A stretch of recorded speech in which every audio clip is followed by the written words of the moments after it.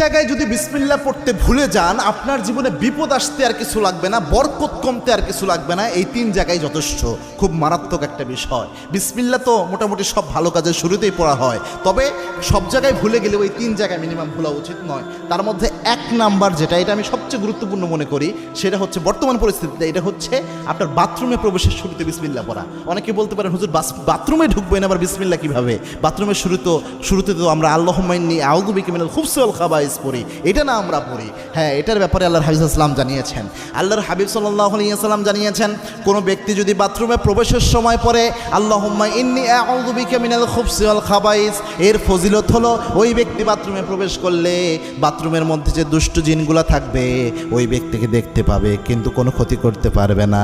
কিন্তু কোনো ব্যক্তি যদি বিসমিল্লাহ লাগিয়ে দিতে পারে, বিসমিল্লাহি আল্লাহুম্মা ইন্নী আউযু বিকা মিনাল খুবসি ওয়াল খাবাইস, এই বিসমিল্লাহ সহ যদি দোয়াটা পড়তে পারে,